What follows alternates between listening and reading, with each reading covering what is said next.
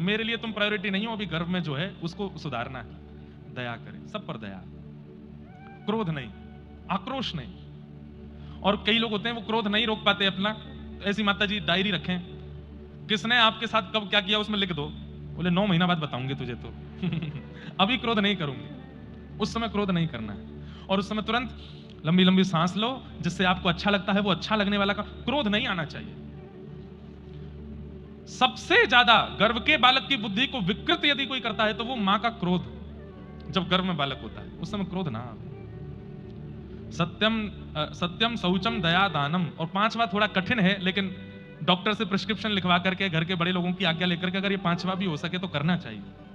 एक भुक्तम तो भोजनम, बहु व्यंजन एक ही बार पावे दिन में, बाकी ज्यादा से ज्यादा सात्विक आहार, पौष्टिक आहार और फल का सेवन करें। मतलब रोटी सब्जी दाल चावल, जो ये विकार उत्पन्न करने वाली सामग्री हैं, ये एक ही बार पावे। इसके अलावा जो पाने की सामग्री रहे दिन भर में, पौष्टिक हो। डाइटिशियन से पूछ के, डॉक्टर से पूछ के, अन्न सेवन ज्यादा ना हो। अब डॉक्टर कह दे कि नहीं नहीं खाना ही पड़ेगा तो फिर कोई बात नहीं है, नहीं तो एक भुक्तम तो भोजनम। अगर किसी माता जी ने 9 महीने तक इन नियमों का पालन कर लिया तो भागवत जी के महात्मा में कहते हैं, तेन पुत्रोति निर्मल, उनका पुत्र और उनकी पुत्री सामान्य नहीं होगी। बंधुओं देखो, लोक प्रसिद्धि होना सामान्य बात है, जग प्रसिद्धि होना सामान्य बात है, लेकिन संतों में और ठाकुर जी के भाव में तुम्हारी प्रसिद्धि होना यह विशेष बात है। कौन जानता है आपको? बोले मुझको इतने लोग जानते हैं, मेरे इतने फॉलोअर्स हैं, मुझे राष्ट्रपति जानते हैं, प्रधानमंत्री जानते हैं, मुख्यमंत्री जानते हैं। ठाकुर जी जानते हैं तुमको? नहीं जानते, ठाकुर जी नहीं जानते। उनमें प्रसिद्ध होना यह विशेष बात है। कोई जाने ना जाने, ठाकुर जी जानते हैं तो सब काम बढ़िया है।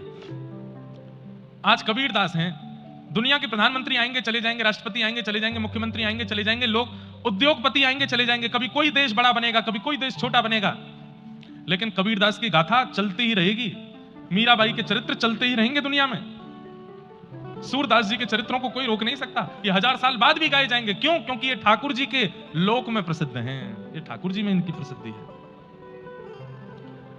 आप कहोगे महाराज जी आजकल मॉडर्न जमाना है, आजकल लोग इतना भक्तों को नहीं जानते। हम एक नाम बोलेंगे, हो ही नहीं सकता कि कोई जानता ना हो। स्वामी विवेकानंद, कौन नहीं जानता उनको? वो फिलोसफर बाद में हैं, बुद्धिमान बाद में हैं, वो भक्त पहले हैं। स्वामी विवेकानंद, रामकृष्ण परमहंस, कौन नहीं जानता उनको? सब जानते हैं।